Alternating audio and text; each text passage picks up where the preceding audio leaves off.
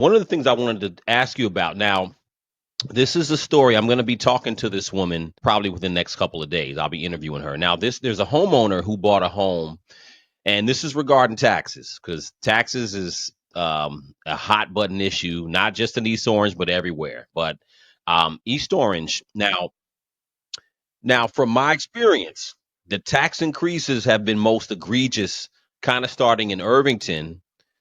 Orange also has some egregious taxes, as far as the reassessments. Now, in East Orange, I have a woman who, like I said, I'm gonna be talking to her. So she bought a house last year, and the taxes were 12,000. And in reassessment, she's now reassessed to $19,000 a year. And this is a single family home. So, as you can imagine, her expenses have now increased $500 a month because of taxes. So I wanted to really understand from you, are taxes, or that's something that are really gonna deal with and tackle? I know we talked about tax abatements last time, but just the reassessment of taxes is, in some cases, is starting to. I'm hearing that it's becoming pretty crazy.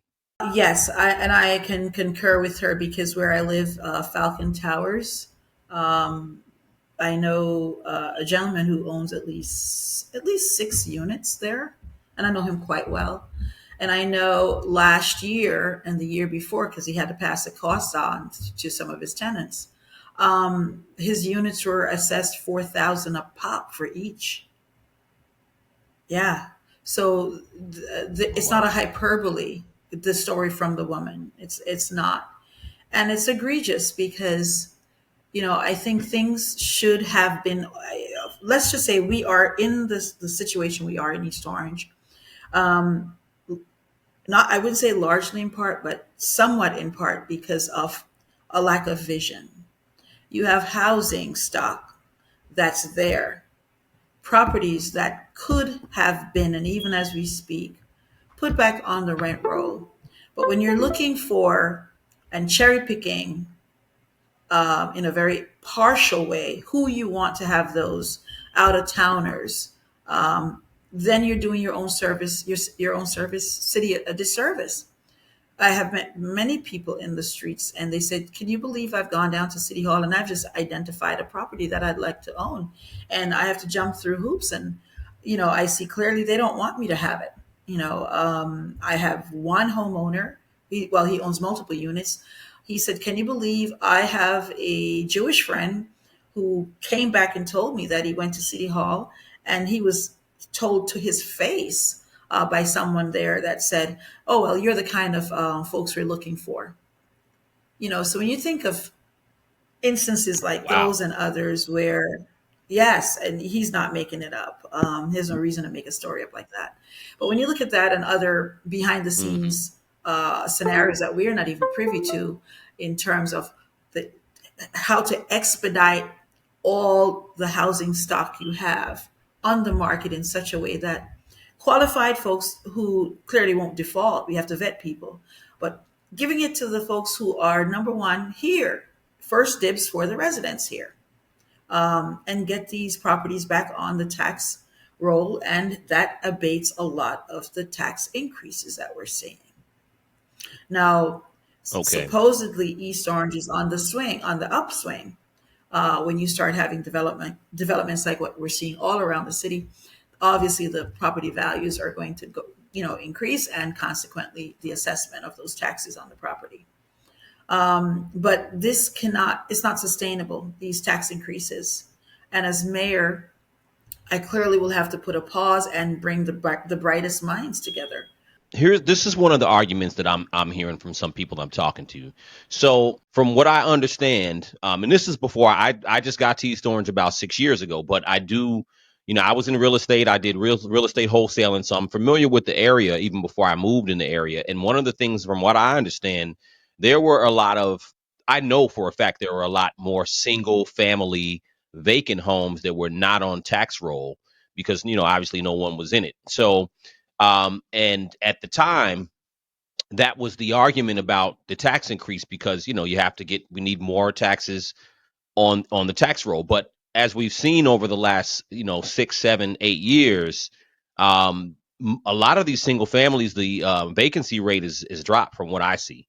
So there are a lot of single family homes are on the tax roll, but the question is, why are the taxes increasing if East Orange is pulling in more revenue? And I think that's one of the arguments, to your point about the unsustainable tax increases. If we have more single family homes and multifamily homes on the tax roll, less vacancy, and more development coming in, why are the taxes steadily increasing? And the argument is that there are increased costs.